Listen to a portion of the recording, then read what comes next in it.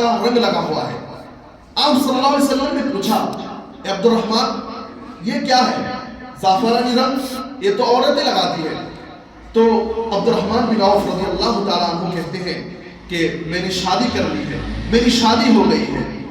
تو آپ صلی اللہ علیہ وسلم یہ سن کر یہ نہیں کہتے کہ عبد الرحمن تم شادی کر لیا اور مجھے نہیں بتائے، ایسا نہیں ہے۔ آپ صلی اللہ علیہ وسلم ان کی خبر، شادی کی خبر سن کر خوش ہوتے ہیں۔ اور آپ یہ چیز جب صحابہ کرام کی زندگی کو پڑھیں گے آپ دیکھیں گے کہ صحابہ کرام کے درمیان بسا اوقات شادیاں ہوتی تھی اور آپ صلی اللہ علیہ وسلم کو معلوم بھی نہیں ہوتا تھا کہ اس فلاں صحابی کی شادی ہو گئی ہے۔ یعنی اس سے کیا سمجھ میں آتا ہے؟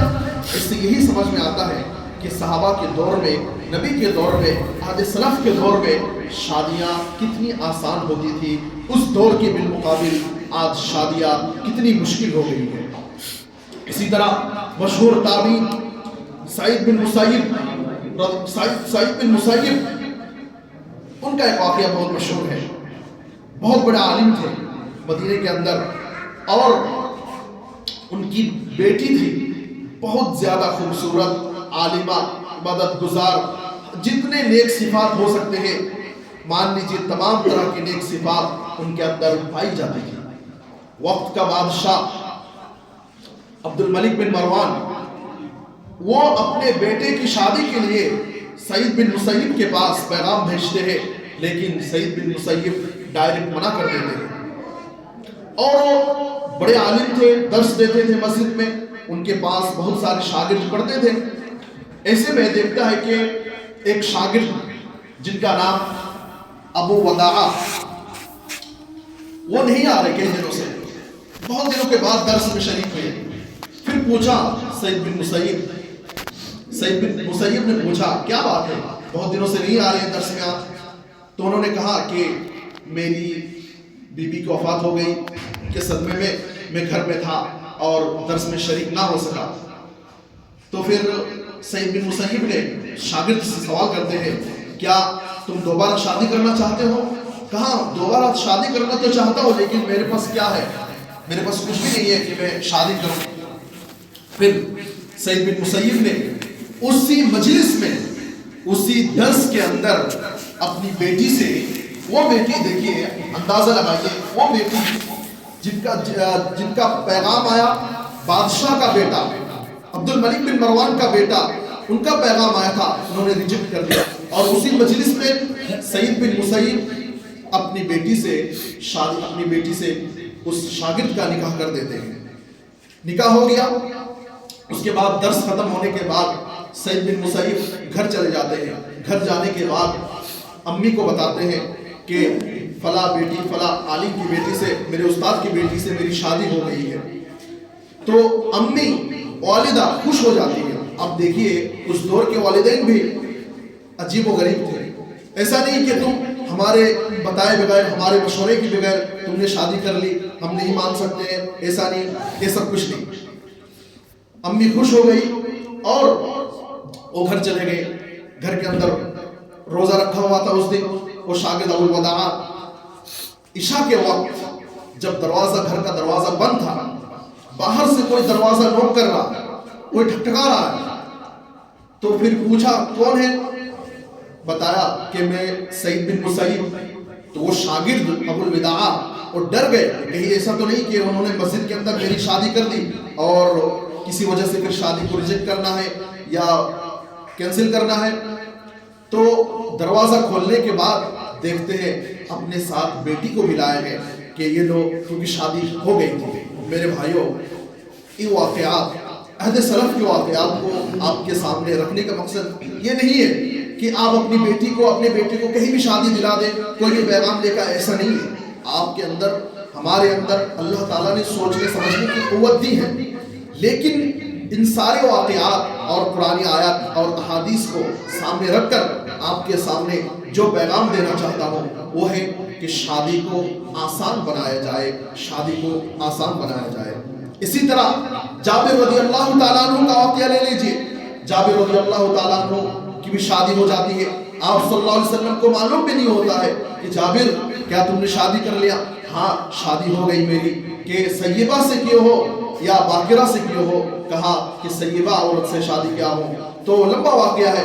بہرحال یہ واقعات کہنے کا مطلب یہ ہے کہ نبی صلی اللہ علیہ وسلم کے دور میں، حد سلف کے دور میں شادیاں نہایت ہی آسان تھی. میرے بھائیوں، شرعی نکاح کے اندر صرف اور صرف 2 چیزیں، اور باقی جتنے چیزیں ہیں یہ سب چیزیں ہمارے رسم و رواج ہیں، یا ہم جس کلچر میں رہتے ہیں، جس ایریا میں رہتے ہیں، ان ایریا کے کلچر ہیں، ان کے علاوہ کچھ نہیں ہے. شرعی نکاح کے اندر کیا ہے؟ شرعی نکاح کے اندر نمبر 1 نکاح پڑھانا ہے، نمبر 2 ولیمہ ہے. ان 2 چیزوں کے بغیر، ان 2 چیزوں کے علاوہ شرعی نکاح کے اندر کوئی تیسری چیز نہیں ہے. اسی لیے ضرورت اس بات کی ہے کہ ہم نبی صلی اللہ علیہ وسلم کے دور میں جس طرح شادیاں ہوتی تھی، ہم بھی اس طرح شادیاں کرنے کی کوشش کریں. اسی طرح شادی کے سلسلے میں اور ایک بہت بڑی بیماری جو ہمارے سماج و معاشرے کے اندر پائی جاتی ہے وہ ہے جہیز. ہم اس کو کینسر کی طرح کہہ سکتے ہیں. جہیز کو ہم کینسر کی طرح کہہ سکتے ہیں. ایک باپ اپنی بیٹی کی شادی کرا رہا ہے، اس باپ کے ذمے میں آپ کا خرچ اٹھانا اس باپ کے ذمے میں نہیں ہے. وہ باپ اپنی بیٹی دے گا، صرف اور صرف وہ باپ اپنی بیٹی دے گا آپ کو.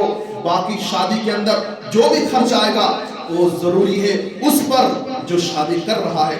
لیکن آج پیرامیٹر بدل گیا ہے کہ باپ کے اندر بھی ہم یہ طلب کریں کہ آپ کے لڑکی کو آپ کتنے زیورات ڈالیں گے، ہم کیا ڈالیں گے. اس طرح کی باتیں شادی سے پہلے ہوتی ہے. اسی لیے باپ کے ذمے میں کچھ بھی نہیں شادی کے سلسلے میں. جو اپنی بیٹی کی شادی کرا رہا ہے، باپ کے ذمے میں صرف یہ ہے کہ اپنی بیٹی کو گھر سے نکال دے شادی کے لیے. باقی باپ کے ذمے میں کچھ نہیں ہے. لیکن آج کیا ہو رہا ہے؟ آج جہیز کے نام پر نہ جانے کیا کیا ہو رہا ہے، یہ سب ہم سب جانتے ہیں. اسی طرح شادی کے اندر یہ جو جہیز نامی بیماری ہے، کینسر کی طرح بیماری ہے، یہ صرف شادی تک محدود نہیں رہتی ہے بلکہ شادی کے بعد بھی یہ بیماری باقی رہ جاتی ہے. شادی کے بعد بھی بیماری باقی رہ جاتی ہے. کیسے؟ شادی ہو گئی، شادی ہونے کے بعد کئی مہینے کے بعد شوہر نے بیوی سے کہہ دیا تمہارے ابو سے یہ لاؤ، فلاں چیز لاؤ، فلاں چیز لاؤ. اگر اس وقت وہ نہیں لاتی ہے تو اس شوہر کے جو گھر والے ہیں، ان کی ماں اور جو دیگر لوگ ہیں اس عورت پر، اس لڑکی پر جو نئی جس کی شادی ہوئی ہے اس پر ظلم و ستم کرتے ہیں. یہ سب ہمارے معاشرے کا حال ہے. اسی طرح شادی کے اندر اور ایک بہت بڑی خرابیوں میں سے ایک خرابی یہ ہے کہ شادی کے اندر ہم فضول خرچی زیادہ کرتے ہیں. فضول خرچی بہت زیادہ کرتے ہیں. اور آپ صلی اللہ علیہ وسلم نے اس بارے میں کیا فرمایا وہ بھی تو ہمارے سامنے ہونی چاہیے. آپ دیکھیے آج کل ہمارے معاشرے میں عموماً جو شادیاں ہو رہی ہیں ان شادیوں میں کروڑوں کی خرچہ اور بہت زیادہ پیسہ خرچہ ہو رہا ہے. لیکن نتیجہ کیا نکل رہا ہے؟ بسا اوقات یہ دیکھا جا رہا ہے کہ کسی شادی میں 4 کروڑ 5 کروڑ کا خرچہ آ گیا لیکن شادی ٹکی نہیں. 5 مہینہ 6 مہینے کے بعد طلاق یا خلا کا مسئلہ آ گیا. اسی لیے ضرورت اس بات کی ہے. امام مالک رحمہ اللہ نے کہا کہ آخری امت کے آخر کے لوگوں کے جو پریشانیاں ہیں، جو بیماریاں ہیں، ان بیماریوں کا علاج اسی چیز سے، اسی دوا سے ہو سکتا ہے جس دوا سے امت کے پہلے لوگوں کا علاج کیا گیا ہے، یعنی صحابہ کرام کا جس دوا سے علاج کیا گیا ہے. کیا مطلب؟ کہ آپ دیکھیں کہ اللہ کے رسول صلی اللہ علیہ وسلم جب دنیا میں تشریف لائے اس وقت کیا حالت تھی؟ سارے لوگ ظلمات میں، اندھیرے میں ڈوبے ہوئے تھے. لیکن اللہ کے رسول صلی اللہ علیہ وسلم نے آخر وہ کون سا پیغام لایا جس پیغام کو فٹ کرنے کے بعد